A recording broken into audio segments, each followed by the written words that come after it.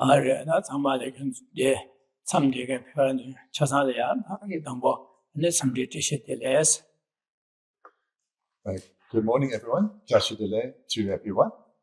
And just write it down. So I try to really acknowledge the joy that your decision to come here leads to the arising in my mind. In that I know everyone works very hard in your various places of work and activities in life. Now you've got a break from work, a holiday, but you've chosen, instead of going traveling here and there, you've rather come here to engage in retreat, to cultivate good qualities in your mind. So that you have done so really brings great joy to me. The reason people enjoy going on holidays, long to go on more holidays, is because it's not so much about taking a break from work, although that's part of it. It's primarily in that we enjoy it. It brings happiness to our mind. So this is why we like to travel and to go here and there. And the motivation for coming to a retreat, though, is actually quite the same. You've decided to come here because you see this as a route or a means by which one can gain happiness. So whether one is going on holiday to see a beautiful environment and experience new things, or coming here and engaging in the cultivation of qualities in your mind, the motivation really is the same, to generate happiness within. Whilst the motivation then is the same if one is going on holiday or coming here on retreat, the motivation of wanting to achieve happiness, there is quite a difference in the outcome. And this you will know from your own experience. You have a lovely holiday, you go somewhere beautiful, maybe with dear friends, then the holiday ends, you return to your home, your work, and all too quickly you get caught up in the challenges of life, and it seems like the holiday was an eternity ago, and the happiness and the joy that you experienced didn't last that long, didn't last that much beyond the actual holiday itself. And this is a mark of the pleasurable experiences we have in our life, in that they are temporary and they come to an end all too soon, and we are left yearning to repeat them again, to have something similar again. So this shows that the happiness that we experience in life is temporary and is ultimately, or in the end, is unfulfilling. And leaves us yearning for more happiness, because the type of happiness we long for is happiness that is lasting, that never comes to an end, that is everlasting, a happiness that continues from life to life to life. And this is the kind of happiness that here coming together in retreat, that one is developing the causes to achieve such a happiness, to eventually attain happiness that is freed from all suffering and therefore is everlasting. And that is what makes out the final purpose of coming together in retreat as really quite special.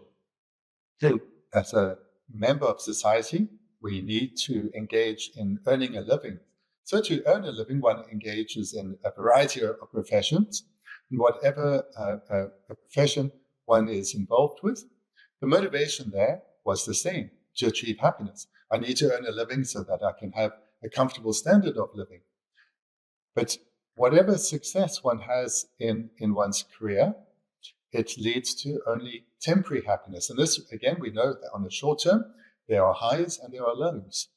But even in terms of the good aspects that come from our work, for example, earning a salary, being able to afford a home and have holidays and other nice things, the happiness that one can experience is happiness that is only experienced in this life. And the second part of the motivation is to bring happiness to those that we care for, our circle of loved ones and friends. And for this, again, we need to earn a living so that we can raise our children, we can perhaps contribute to the welfare of our grandchildren and our broader family and dear friends. So whilst we have a circle of friends and loved ones that we work to bring happiness into their lives, again, this is through the lens or the perspective of a single lifetime. So the activities we engage in, whilst motivated to achieve happiness, only lead to the attainment of temporary happiness, and the focus is really only on this one lifetime. In terms of one's motivation for one's general activities in life and the motivation for coming together in retreat or engaging in Dharma practice, there is a similarity in that motivation behind everything we do is to achieve happiness. But where the motivation needs to be quite different for being together in retreat or engaging in Dharma activities is that the motivation needs to be far broader, looking beyond just the immediate experience of pleasure or the immediate experience of pleasure, and looking beyond having happiness in this life, but looking at accumulating causes that will lead to happiness in lives to come. And not just merely another good rebirth, and another rebirth with excellent conditions, but to ensure that we're accumulating causes that are leading to our progression towards the attainment of Buddhahood. And with Buddhahood as one's final goal, this also thereby encompasses not only one's own happiness, and not only the happiness of one's group in this life, but the happiness of all beings, all without exception. So this is the kind of motivation to cultivate far-sighted outlook, looking beyond, well beyond this life, and a broader perspective encompassing all beings. So this is the kind of motivation to cultivate when one is engaging in the Dharma, being together now in retreat. And with such a motivation, the causes that one accumulates will lead to an incomparably beneficial result.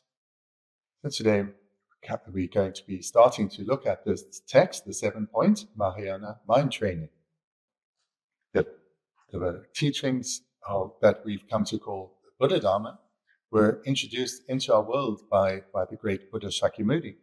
So he taught extensively throughout his lifetime, and these teachings were kept alive through the cultivation and the continuum of great practitioners and their dissemination through teaching and guiding others to cultivate it in their own mind.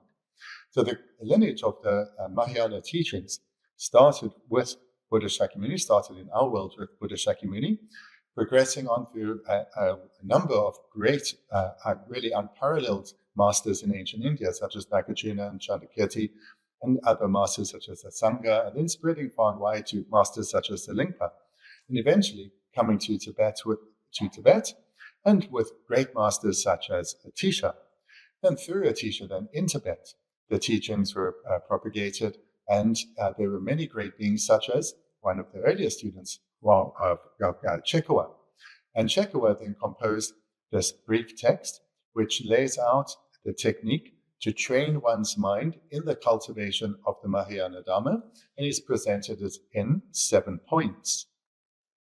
Having a look at the text before you, you'll see the outlines of the 7 points. So the 7 points of Mahayana mind training. So the first are the preliminary practices, the development of the mental foundation to be able to actually engage in the Mahayana. And the second point is engaging in the Mahayana, which is the practice of the 2 bodhicittas. Then the third point is that in order to become a Buddha for the sake of all sentient beings, one needs to train one's mind extensively over a protracted period, engaging with suffering beings. Therefore, one will experience many challenges, many hardships, and this is the third point, transforming such adversity into the path to enlightenment. And then the fourth point is a presentation of a summary of a lifetime's practice. And the fifth is the measure of having cultivated, the measure of having trained one's mind. And then comes the last 2 sections, commitments or samayas of mind training, and then finally advice for training the mind. The great Indian master Atisha came to Tibet propagating the Dharma. He composed a summation or a presentation of the teachings of the Buddha according to the stages of training one's mind in accordance with beings of varying capacities. So this text is the lamp for the path to enlightenment, and it is the foundational text of the Lama tradition, which Lama Atisha, by composing this text, he introduced to the world, in particular into the world of Tibet. Then other great Tibetan teachers later composed more expansive versions of the Lama, with far greater detail, but following the same order of practice as presented by a teacher. So great masters such as Lama Tsongkhapa composed first the great Lamrim and thereafter the middle Lamrim, which are far more expansive texts on how to train one's mind in the graduated stages that lead to the attainment of Buddhahood. So this way to train one's mind is the very best way to progress, to develop the actual qualities of the Dharma within, and eventually become a Buddha. Then there are other masters, such as Chekawa, who composed a brief text such as this, which are for those whose minds are well trained already, and to use as a practice guide, a meditation manual, you could say, to help to take the training they've already cultivated within to cultivate, to strengthen their qualities of the Mahayana. And another presentation that is widely utilized to cultivate the qualities of the Dharma is Shantideva's Engaging in the Bodhisattva's Way of Life. And this is also an expansive presentation whereby one trains one's mind progressing towards Buddhahood. There are, of course, a wide number of other texts that lamas composed in accordance with the disposition and inclination of their students. The motivation to cultivate for engaging in a Mahayana text, such as the 7-point Mahayana mind training, is the broad and expansive motivation that encompasses all beings, the wish to be of greatest benefit. And that is all beings, that is the broad and expansive motivation, as well then as a far-sighted motivation. The way to benefit beings is to lead all beings to the attainment of Buddhahood, and to do so, one oneself needs to attain Buddhahood. So this is the quality of motivation to cultivate for engaging in a text such as this. Tibetan masters will start a text with a homage, and the purpose of this is to, one, express their motivations, the motivation they will have cultivated, but to express this in written form, and through the merit of thereby gained, they will have that merit or dedicate that merit so that the text fulfills the motivation that they have cultivated, the motivation they're expressing in the homage, that the merit thereby accumulated, may this text bring about the fulfillment of that motivation. And this particular text, the Chekawa, he is offering prostration to great compassion. And some texts have a homage to the Buddhas and Bodhisattvas, but here the homage is to the quality of great compassion. When seeing that the homage to this text, so imagine you're coming across the text for the first time and you see there's a homage to great compassion, then you'll know a primary or explicit subject matter of the text will be love and compassion. There is no more expansive beneficial mind than great compassion. Great compassion encompasses all beings, goes far, far beyond just oneself or just oneself and one's own group, but it encompasses all beings and all beings equally. So with great compassion as the very root of one's motivation, one is thereby expressing a wish to take as one's own responsibility to guide each and every being to gain liberation from suffering, and in fact to gain Buddhahood. So therefore there is no motivation that is more expansive than this, no motivation comparable to this. The meaning of the word compassion is the wish for beings to be freed of suffering, to never have to suffer again. This mind of compassion is something that we all possess, and it arises most clearly when we see someone suffering. Naturally, the wish arises for them to be free of suffering. And if we have the capacity, it's this wish of compassion, or this motivation of compassion, that will push us forward to help this being, the suffering being, help them gain freedom from that instance of suffering. Or if there's nothing we can do, we'd nevertheless, compassion will ensure we have the sincere wish, may this being be free of suffering.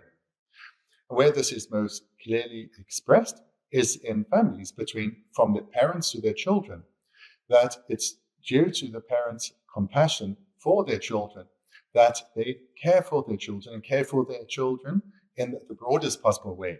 They work to earn a living so that they can offer the very best they can for their children. They feed their children, look after their children, encourage them to go to school, to try and study hard so as to have a good start in life. The parents put in a lot of energy and care to try to help the child develop a good attitude, a kind heart, so that they can have the emotional skills to be successful in life. So the whole motivation here for parents is compassion for their children, not wanting their children to suffer, but to have lasting happiness. One of the defining features that makes great compassion so different from just regular compassion is that the greatness of the mind has one of the qualities of encompassing all beings without exception. So not just one's own group, but all beings, not just humans, not just animals, but all beings without exception are encompassed equally with a great compassion. This quality of this mind of great compassion is the ideal root for all our virtuous endeavors, and thereby will ensure immense virtue to be accumulated. In this regard, quoting the very first verse in Chandakirti's supplement to the Middle Way, hearers and solitary realizers are born from the Buddhas. Buddhas are born from bodhisattvas. The mind of compassion, non-dual understanding, and the altruistic mind of enlightenment are the causes of bodhisattvas. The first line from Chandakirti: hearers and solitary realizers are born from the Buddhas. This is because the Buddha taught the Four Noble Truths, and independence on this teaching and guidance in how to cultivate it. Practitioners who have the goal of achieving their own liberation, their own individual liberation, cultivate the qualities of the Four Noble Truths within and attain the paths of hearers and solitary realizers, progressing towards the final attainment of those paths, the state of a foe destroyer. So this is why the hearers and solitary realizers arise from Buddhas. So we see here that hearers and solitary realizers arise from Buddhas.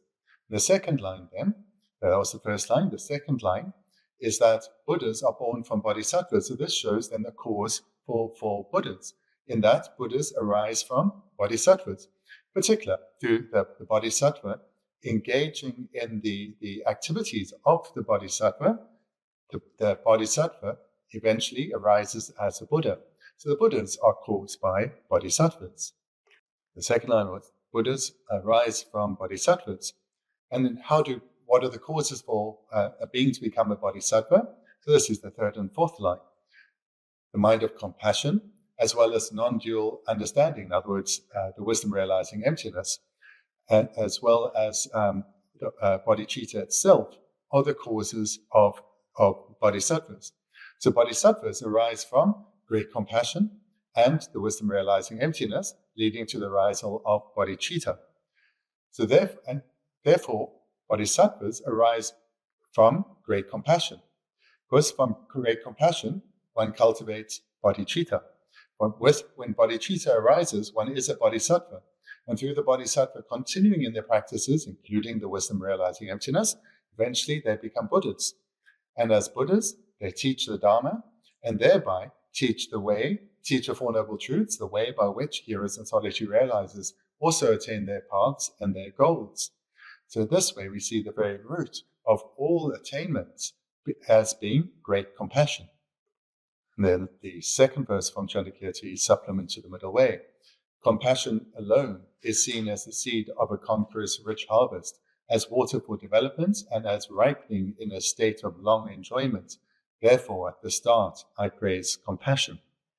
The purpose of these two verses is to make the point that great compassion is of the utmost importance. And when is it of great importance? Right at the beginning, as well as in the middle of one's training and at the very end. So throughout one's spiritual journey, great compassion is of the utmost importance. I read the verse, the second verse again.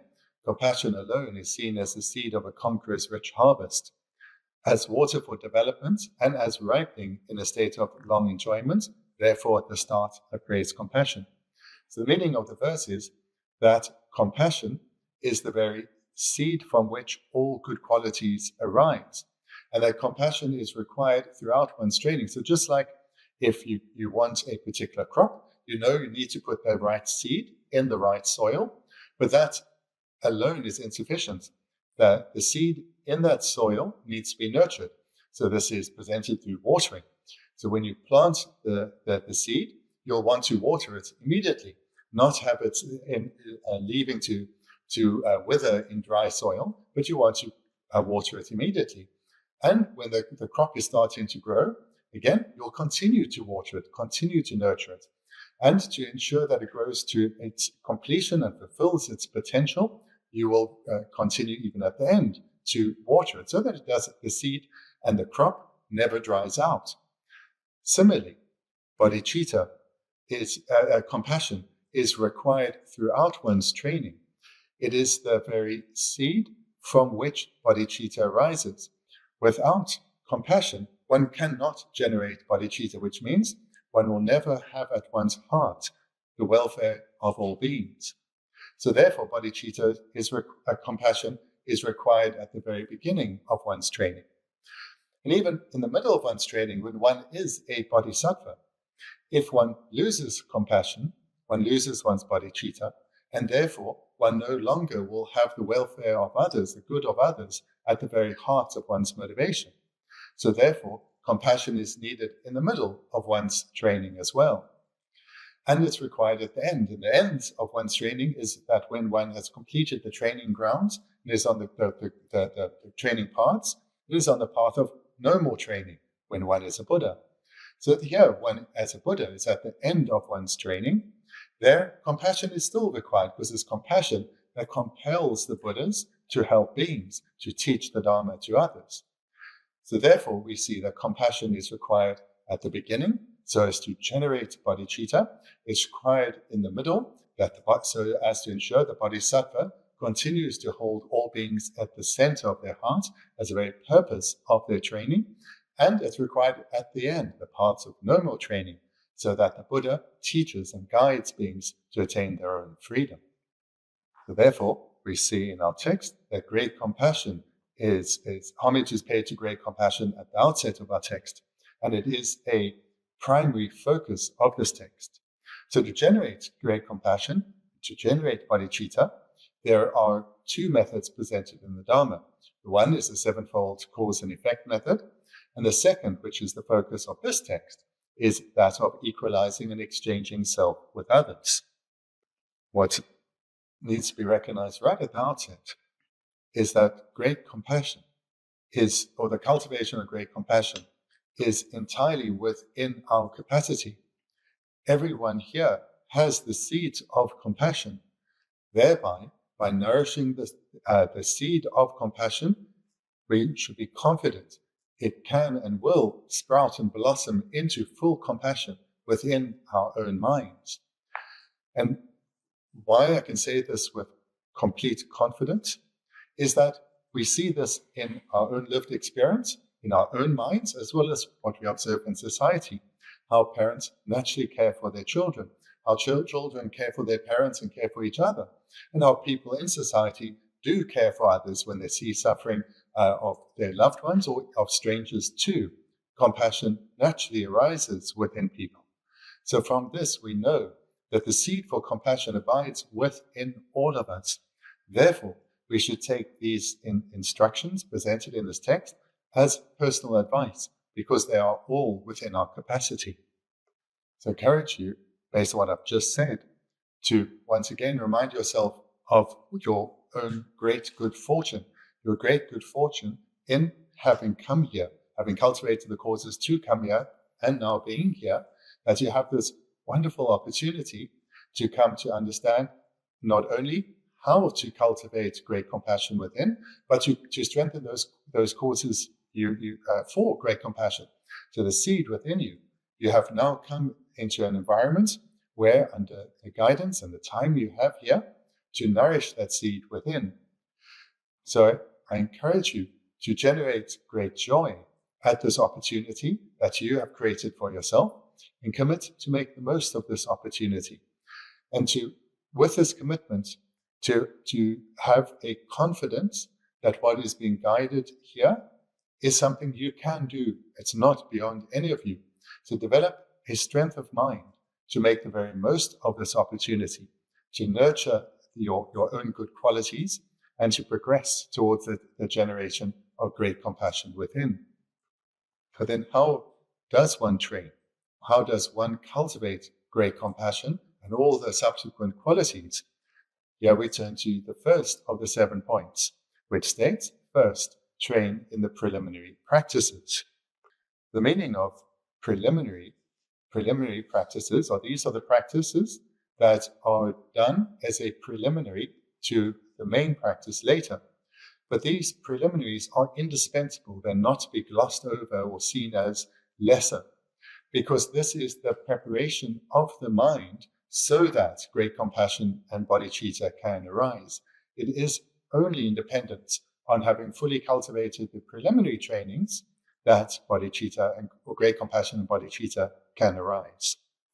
But hopefully make it really clear that the preliminaries need to be our primary focus, because without having cultivated the preliminary sufficiently well, your wish to become a bodhisattva, to realize emptiness, will not come about.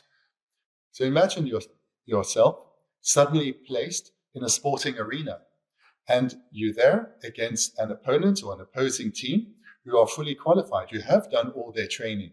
You have the right gear for that sport, and they've done all the training, and there you are.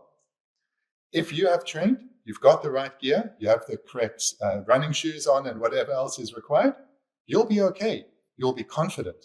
If not, it's not going to be a very successful outcome. Likewise here, the preliminaries are indispensable. You have the text before you. You see that despite the importance of the preliminaries, it's not only is it 1 point, just one of the 7 points, but it's just a single line. So it's really, and in that line, it's not even explicitly mentioned. The reason for this is because this is a text for those who have trained already in the preliminaries. So we need to therefore flesh them out a little bit. So for those who are well educated in the sense not just of knowledge, but of having done the training, they will read this line, and immediately the line will fulfill its function. It will serve as a reminder for one's prior training to arise, to be naturally generated. And it can do so because of the preliminaries already having been accomplished. As beginners, where we need to rely on is the teachings presented in the Lamrim. Because in the Lamrim tradition, the graduated stages of training in order to attain enlightenment, there are the preliminaries for the generation of bodhicitta and the wisdom realizing emptiness are clearly laid out in the training shared with the practitioner of initial capacity and the training shared with the practitioner of intermediate capacity. So these are our preliminary practices. So in brief, we need to cultivate the virtuous qualities of a mind of generosity, a mind of ethical restraint, and a mind of patience.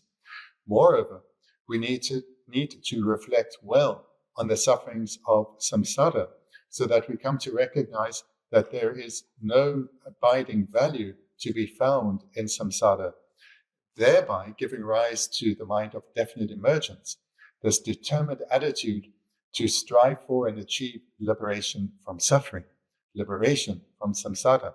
So these, in brief then, are the preliminary practices for the generation of actual bodhicitta and actual wisdom realizing emptiness. So having the imprints to come to a place like this, I know you have a wish to generate great compassion and become a bodhisattva, as well as to develop the wisdom realizing emptiness. But prior to that, one needs to prepare one's mind through the preliminary practices. So therefore, we need to train in those preliminaries so that bodhicitta and the wisdom realizing emptiness can be cultivated.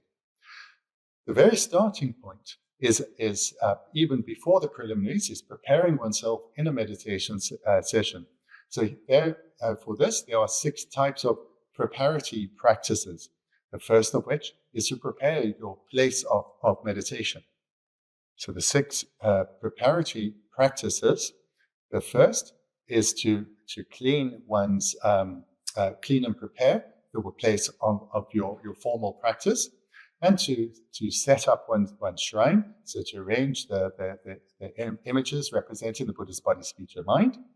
And thereafter, that's the first. Thereafter, secondly, to arrange offerings and arrange them in a way that is pleasing, that is beautiful. So doing so with care, with the genuine expression of giving.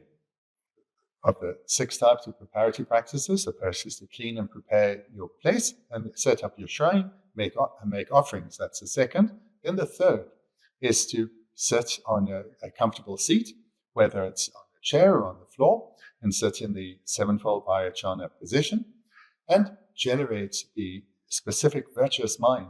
So this, the virtuous mind for the engaging in your meditation, that of generating the mind of protecting refuge to the 3 jewels, as well as bodhicitta. So this way, you sit comfortably, the third step, you sit comfortably, and you generate the motivation of refuge and bodhicitta.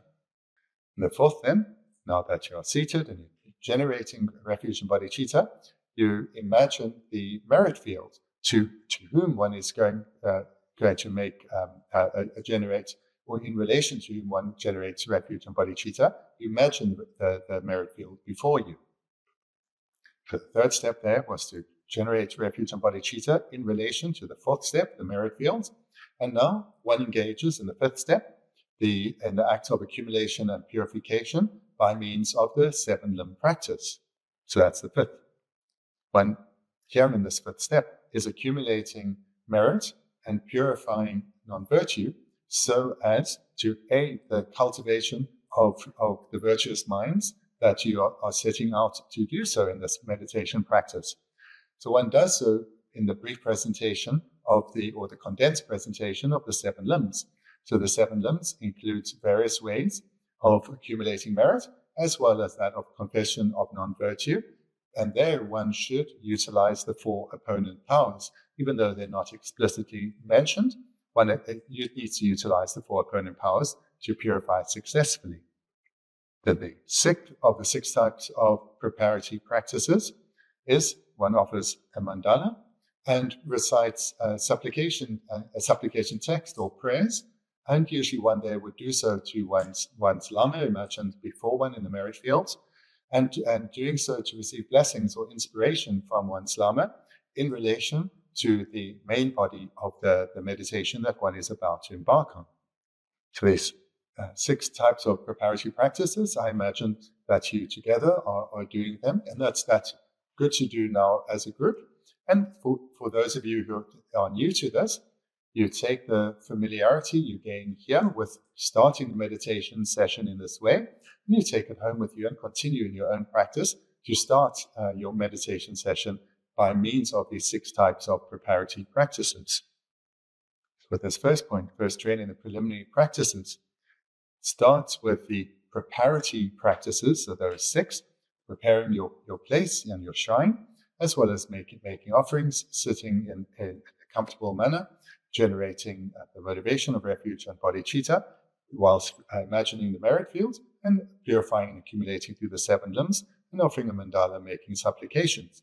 So that's the preparatory practices, those 6, and that then is followed by the preliminary practices. So the preliminary practices then start with recognizing this incredible opportunity that you have. So the first one is to generate a joyous mind. And this joyous mind is generated through recognizing that I have a precious human rebirth, which means I have this remarkable rebirth marked by the 18 freedoms and endowments, which comes down to this. Right now, I have the opportunity and the capacity to develop all the qualities of the path to enlightenment within. How incredibly fortunate I am. I have this opportunity. I'm going to embrace this opportunity. So this is the first reflection, the first preliminary practice is reflecting on the precious human rebirth so as to develop a joyous and determined mind to embrace this opportunity.